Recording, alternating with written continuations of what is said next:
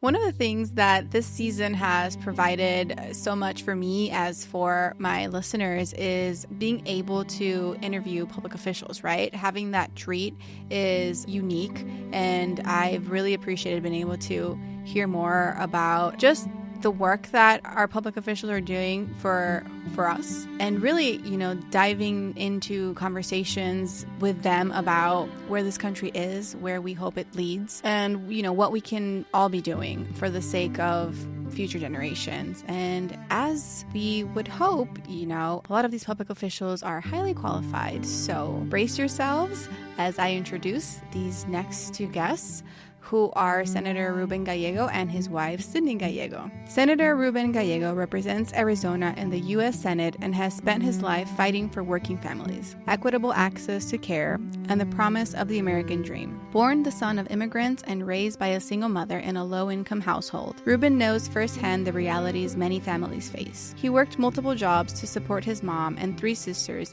and went on to become a first-generation college graduate, earning his degree from Harvard University. Motivated to serve, he joined the Marines and deployed to Iraq with Lima Company 325, one of the most heavily engaged units of the war. After returning home, he was elected to the Arizona legislature and later to Congress. In 2024, he was elected to the U.S. Senate on a platform focused on economic justice, reproductive rights, and support for caregivers. Now, a father of three, Senator Gallego brings personal insight to the very issues he legislates. He has championed policies like expanded postpartum Medicaid coverage, the Dads Matter Act, increased support for affordable childcare, and protections for IVF access, proving that family policy is not just political, it's deeply personal. For this special episode, Senator Gallego will be joined by his wife, Sydney Gallego, to reflect on their journey into parenthood, the challenges of raising children in today's political climate, and why shaping a more compassionate and supportive country for families is a fight they take home. And his lovely wife, Sydney. She currently serves as Vice President of Political Strategy at Adelanto Healthcare Ventures. Prior to her current position, she served as a Director of Government Advocacy at the National Association of Realtors, or NAR, the largest trade association in the United States. Before NAR, Gallego held key positions within the Democratic political sphere, serving as the West Deputy Finance Director at the Democratic Senatorial Campaign Committee, DSCC. Beyond her career, Gallego is an advocate for reproductive rights and maternal health. She is active in the March of Dimes Greater DC region, serving as co-chair of the annual Gourmet Gala, which fundraises for research, lead programs, and educational programs to tackle the maternal health crisis. She's contributed to Ms. Magazine, discussing the importance of reproductive rights, civic engagement, and her experience as a mom in a state where reproductive freedom was under threat. Gallego earned her bachelor's degree in political science from the University of California, Santa Barbara. I hope you guys enjoyed this episode.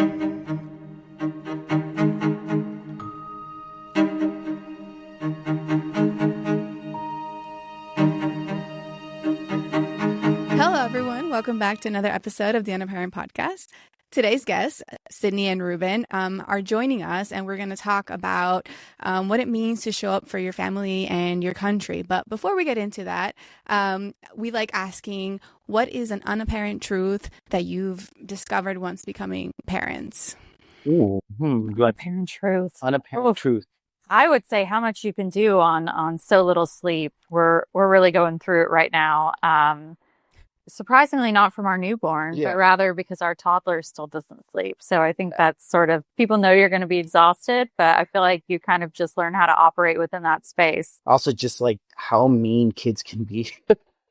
Our toddler can be really mean. Toddlers are something else, they terrorize us psychologically all day, right? Yeah. Then they're like, I've dealt with national leaders that were easier to deal with than my toddler. Yeah. Sounds about right.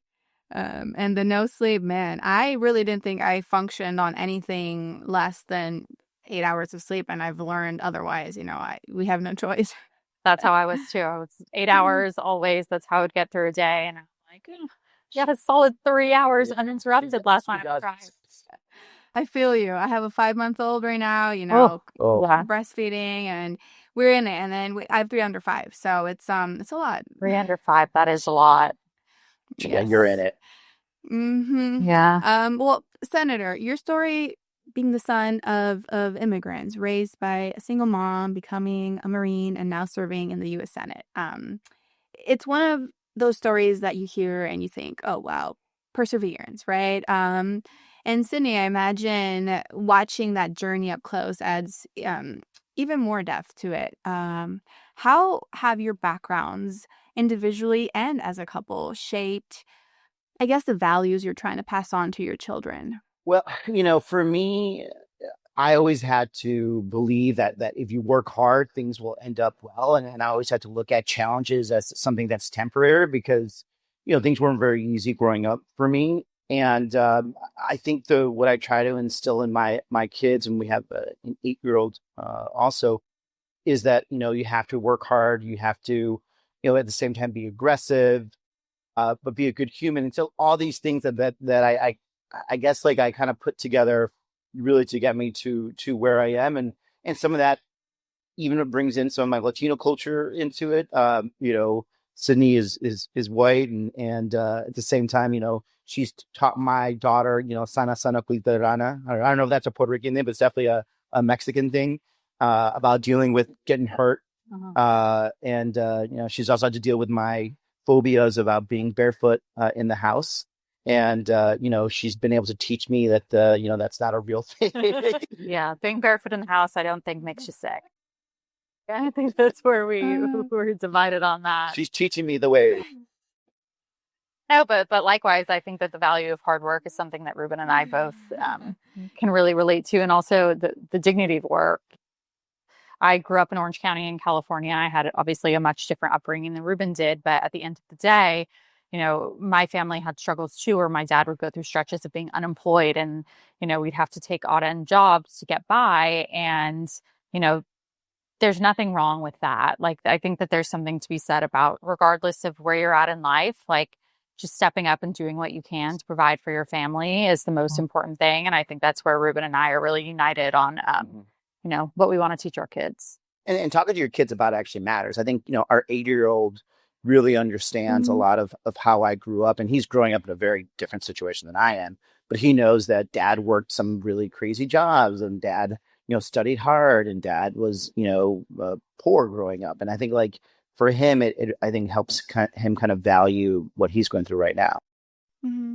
Yeah. And that sounds, like breaking cycles and bringing in, I guess, healing and new teachings, right? I think back to the way my dad was raised and my grandmother, and the phobia of walking around barefoot is something that was passed down from my grandmother to my dad. And, I didn't grow up like that. My mom was like, be out barefoot, be outside, it doesn't matter. It would give my grandmother a near heart attack, seeing us barefoot. I don't blame her.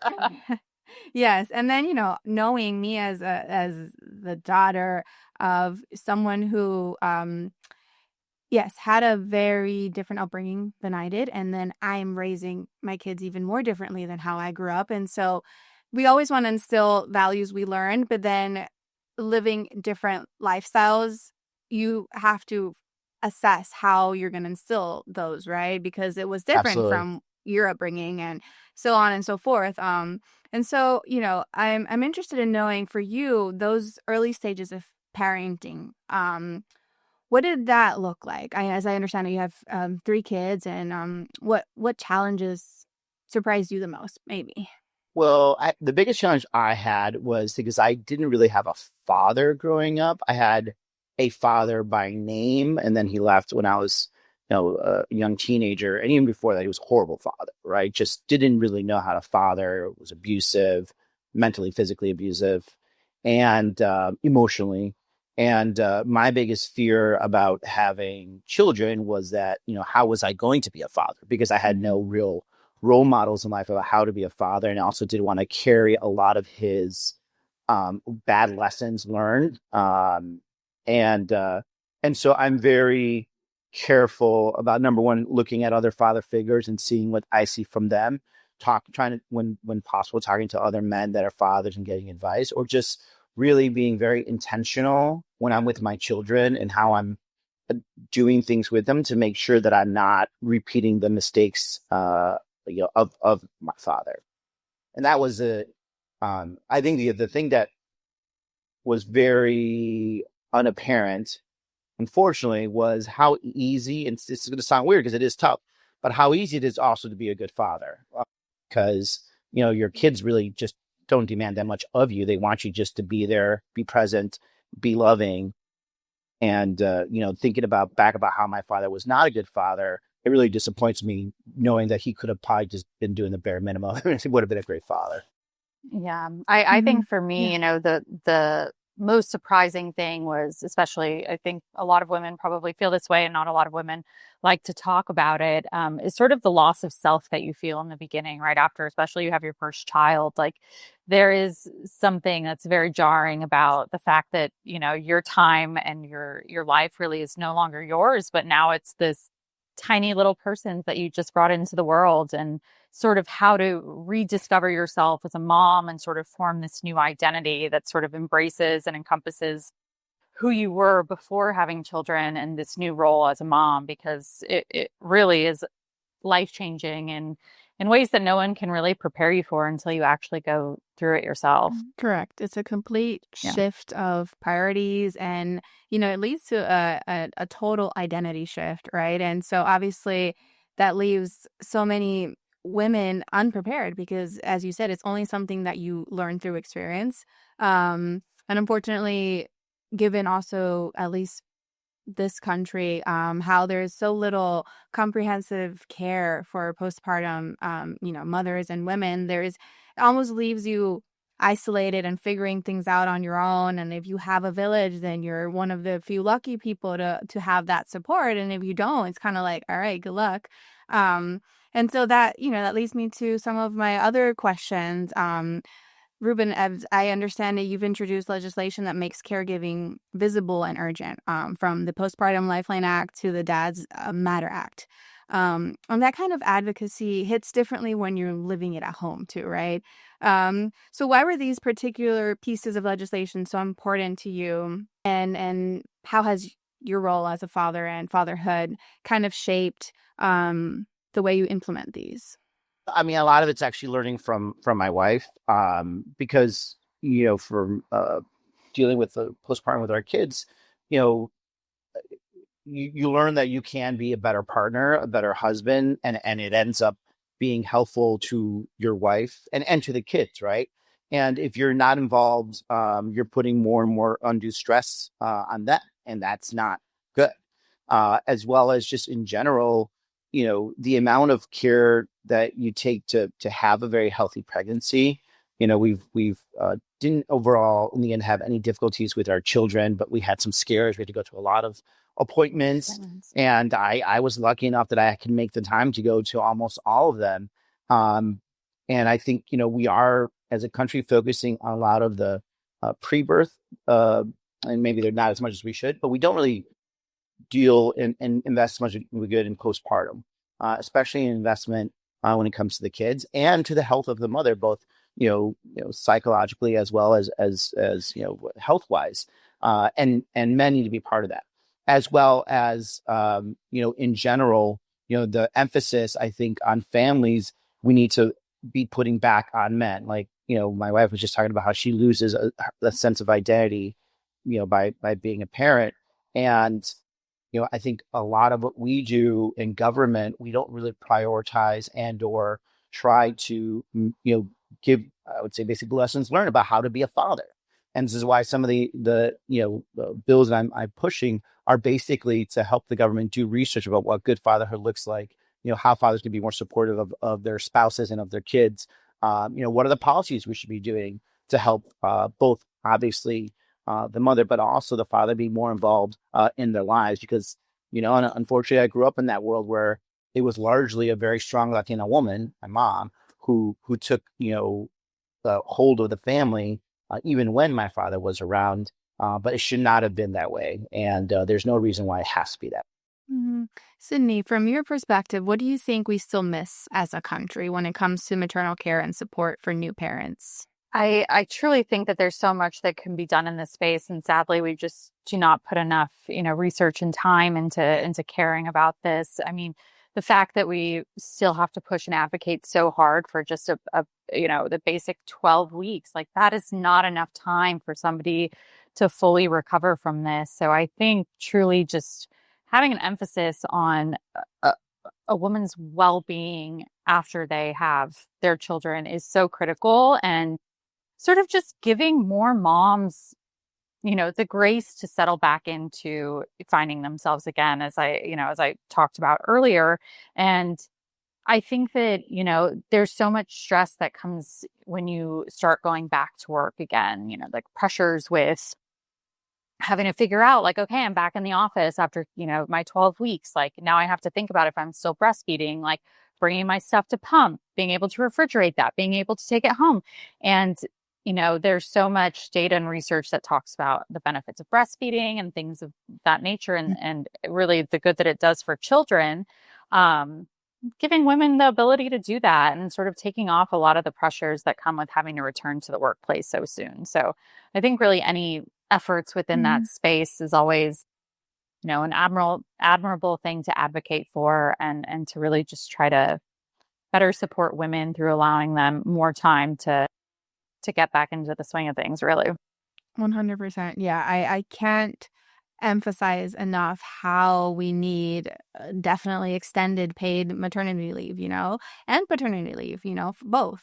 Because, fathers, especially, I know, and I never had C-sections, but I've known from friends who I had too. recovering from C-sections, having the partner's presence and support in the most basic ways is so important when the mother is recovering in such an immense way, but also taking care of a new child, right? And even non-C-section, it's your world has completely shifted, and 12 weeks is nothing. You barely know yourself at that point postpartum, and you barely know your child, and you're barely getting the hang of things. And as you say, you've barely healed physically, but not to mention the emotional and psychological tolls that postpartum might have on you. And then having to add on to that, going back to work, leaving your newborn, the logistical things, 100%, with the breastfeeding and then the pumping and the storing and all of that. But the toll that it really has on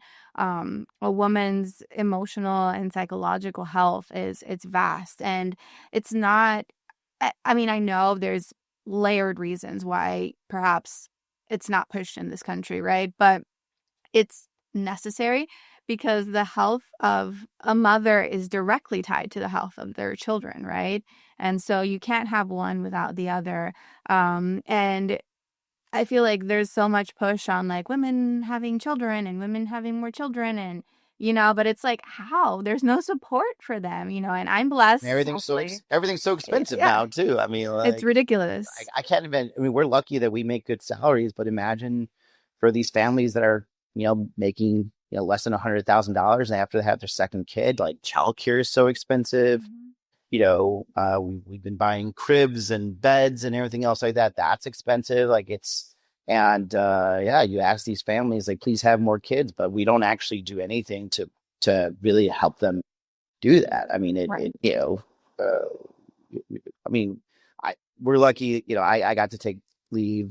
She got to take leave. But imagine if you're, a woman that works at a restaurant.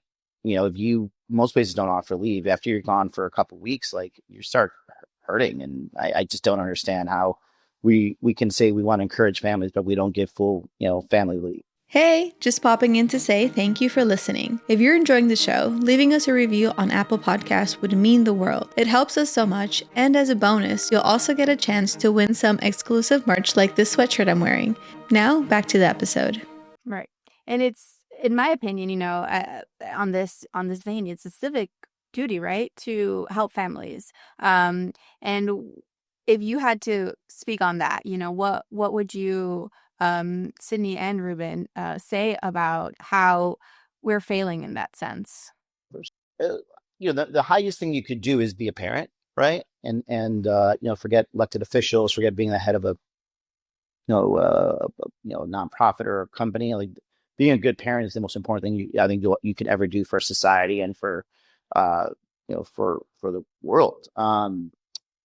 But we don't treat it that way. We don't value parents as much as we should. Um, I think, parents should have as full support as much as possible, whether it's direct support by helping them get childcare, so that way they can keep, both their jobs and also fulfilling lives. I think people forget that just because you're a parent doesn't mean you don't have a right to have a fulfilling life and still have a separate identity. Health wise, we don't really, give full support as we're talking about to women postpartum in terms of psychological help. I think there's parents being able to talk to therapists about like what they're feeling, what they're thinking, or asking for advice about how to deal with children that maybe they don't know. We were able to tap a lot of people that are experts in fields, but everyone should be able to do that, because sometimes you just don't have answers. And really having a real focus on helping parents be parents. And instead of just saying that we value it, we should really follow it up with real effort and real money. Yeah, I think that's exactly right. If we put this emphasis on creating good home lives to raise, good children who will contribute to society, it's so critical to actually give parents and families the resources they need to be able to do that. And I think, as a country right now, we're really failing in that regard. Mm-hmm. Yeah. And not to mention the real fears of like gun violence and all of, I think more and more parents kind of want to keep their kids home because they're afraid, and with good reason, because the school should be the last place you fear sending your children, correct? And so that's something that I think about as a Latina in this country, as, a mom. It's one of those rising tensions and fears as my children grow and get a little older that it's real pressing. And I know for a lot of other moms and parents in general, it is too.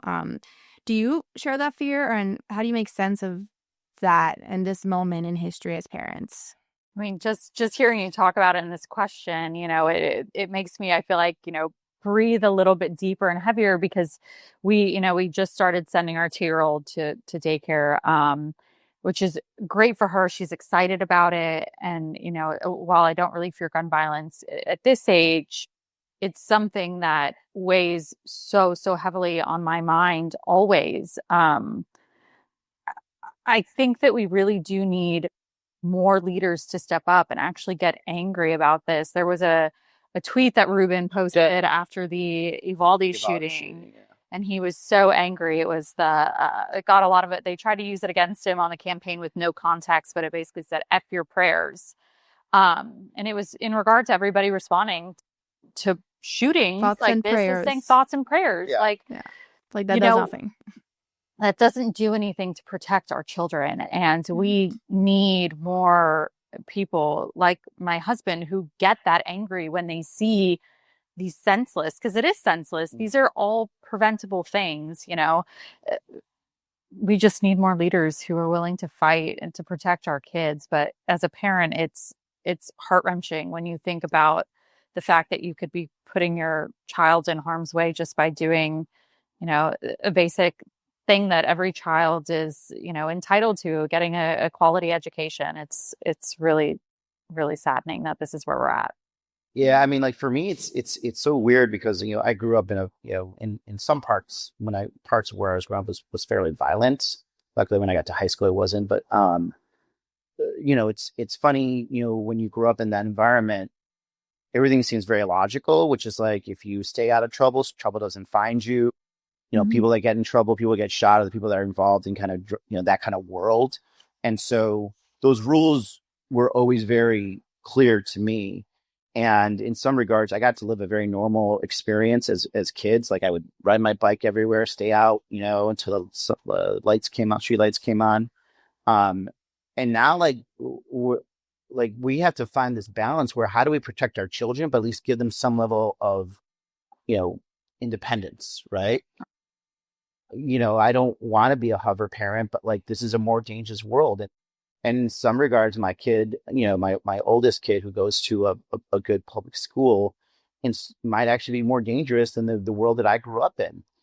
After every, shooting, and I wish I didn't have to say every shooting, like when I drop them off, I usually hang hang out, at the gate, making sure that he gets all the way into his classroom because, I feel guilty. And sometimes I feel like I'm putting him in danger by sending my kid to school. And that's a horrible, horrible feeling that parents should not feel. And kids should not have to think about, active shooter, drills, and teachers shouldn't think about and worrying about this. And no, there hasn't really been a real response to how to deal with this. And politicians have lacked like real courage to actually do it. But like, this is not how kids should be living in the United States. And it's sad that, we're going to raise a generation of kids, living in fear. And that's not going to be good. The results aren't going to be good with that. Yes, I absolutely agree. It's one of those fears that, as you said, as kids growing up, you think, oh, I mean, it's irrational if you're, not going to the wrong places or whatever, because it's like, you're not going to run into an active shooter otherwise.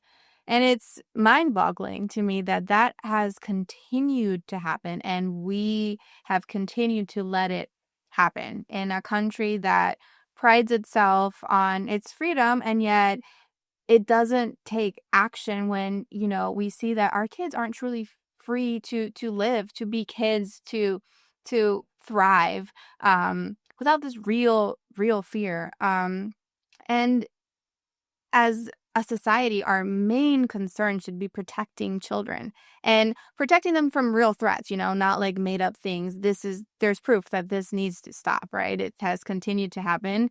And without real gun control, nothing's going to change.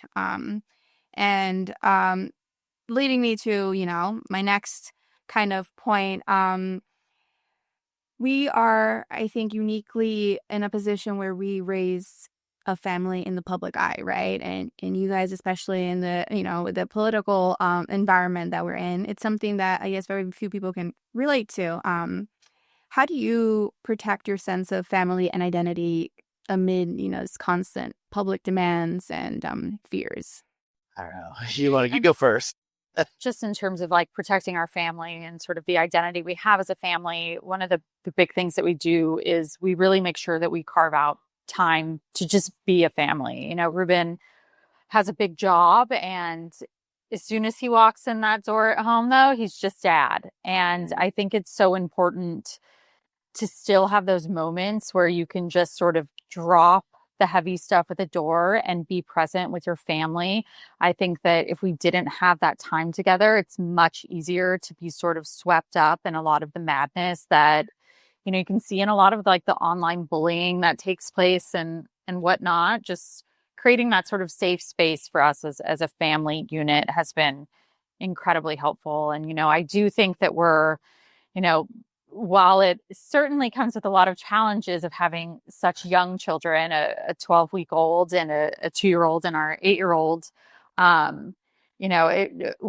with them sort of being brought up in this right now, they're sort of unaware and they aren't affected by a lot of what we see going on online and the mean comments and things like that. So part of me does feel that it's a blessing that they are so little and they aren't as impacted by it, but just making sure that we still have dinner as a family, that, dad's home, mom's home, and really just making sure that the kids feel that and have that sort of sense of normalcy on a daily basis.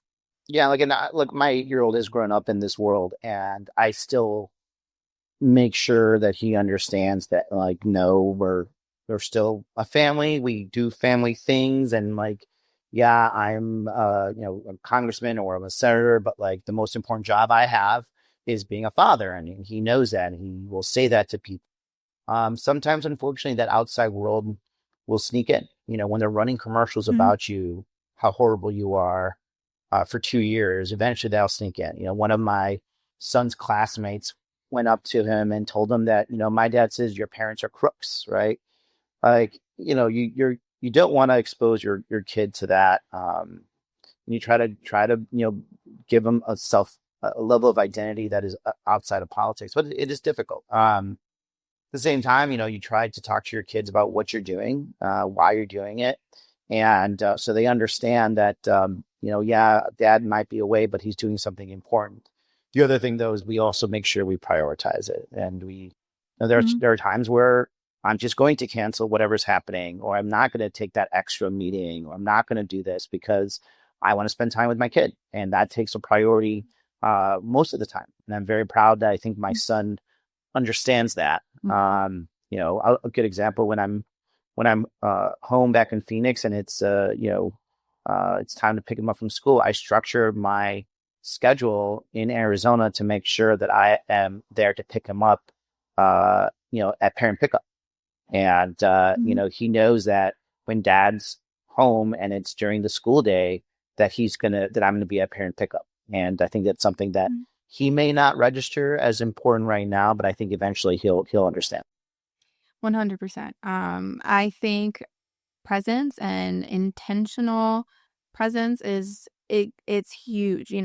There's nothing that will compare to that in your child's life.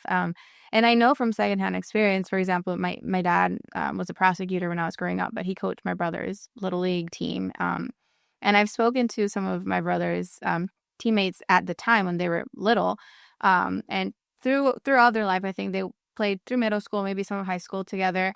And as adults, one of his teammates said this comment to me about how my dad's presence was so impactful to him.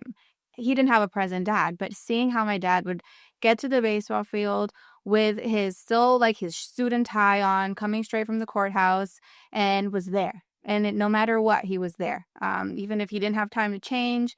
And, as kids, maybe we take it for granted when that's what our parents do. You think that's what parents are supposed to do. So it's almost like we take it for granted until we're old enough to realize, wow, not every parent's like that. Not every kid has the blessing of having those kinds of parents who you want to model that. Exactly. As a father, you want to be a good model. And as a mother, we want to be good role models because we want them to have, kids and be good parents too. Yeah. Sydney, this question is for you as a partner, right? What has this journey looked like for you when so much of your family life overlaps with public service? Well, I mean, in all honesty, I think that it's come with a lot of sacrifice. When Ruben announced that he was running for the Senate, I was pregnant with our daughter, Isla. And when he finally won his Senate race, 2 years later, I was pregnant with our son, Cooper. So, it comes with a lot of sacrifice. It really does. And this probably does sound sort of corny to say, but,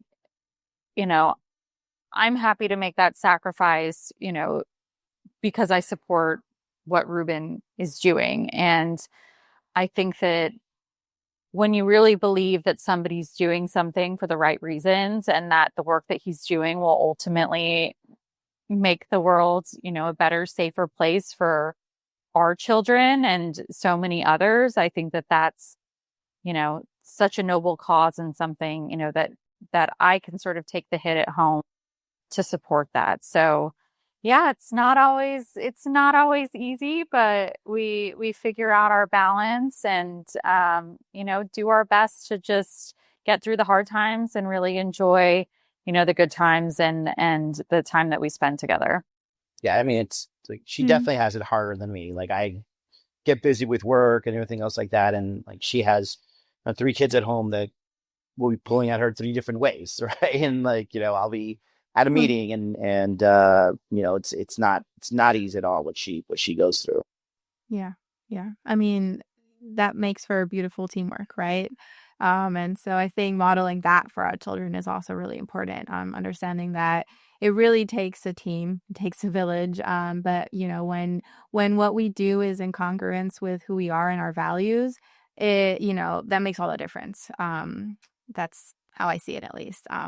So, before we wrap up, I want to just bring some hope to our listeners, amid so much heaviness and overwhelm. And I know, and it's not to be, the term like toxic positivity or anything like that. I like being realistic and I like, talking about the real issues. And yes, they suck and they're heavy and they're overwhelming.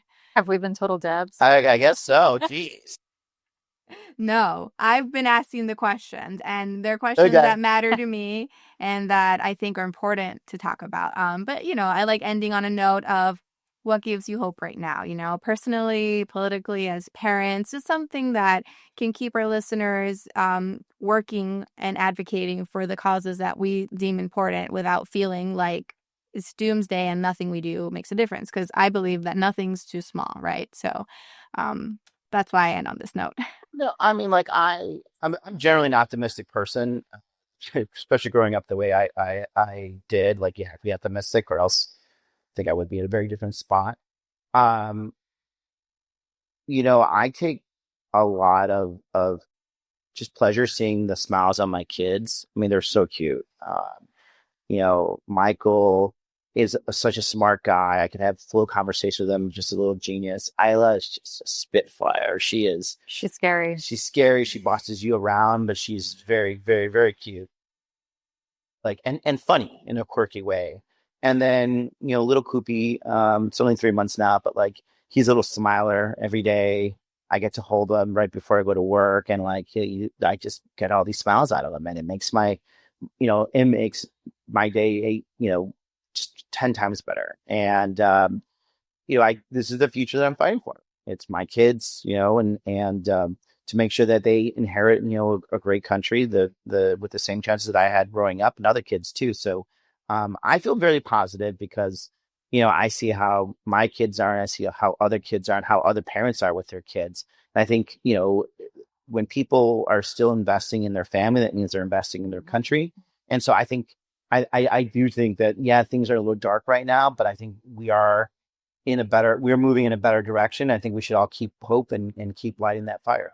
Yeah, I mean, I feel like you took the words right out of my mouth. I was going to say, I feel joy every day with my kids, and especially with our new little boy.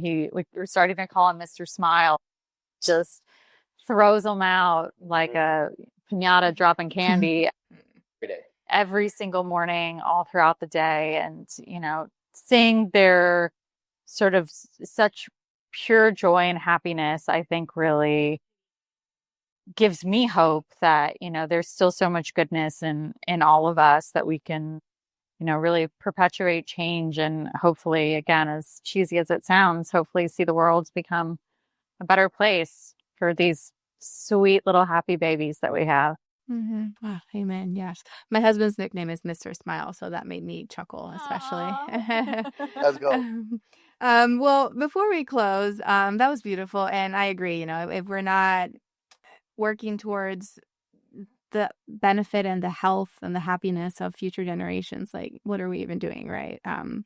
But I'd love to make space for anything you're working on that you'd like for our listeners to know about, whether it's legislation, advocacy work, anything. I mean, so I talked a little bit about some legislation, specifically dealing with also childcare. It's one thing that we've experienced, and luckily, again, we could afford it. But there's just a lot of people that just can't be able to afford the basics of childcare. And then you have a couple nonprofit stuff that you work on. Yeah, so I am very active with March of Dimes. It's a cause that's incredibly near and dear to my heart. The work that they do of supporting moms, healthy babies is just such an incredible cause. And, the fact that they really step in and are there for women when they're oftentimes going through the most difficult and challenging period of their lives is something that I'm very proud to support. And also, I recently started working with the Children's Museum of Phoenix, which is sort of, such an impactful focal point in the downtown Phoenix community, and really provides such a great, safe space for children, regardless of economic status, to come and play and be a part of something so fun and imaginative, and just bringing joy to all these kids in the Phoenix area. So those are the two things that I'm focused on right now. And, again, incredibly proud to be a part of and to be supporting.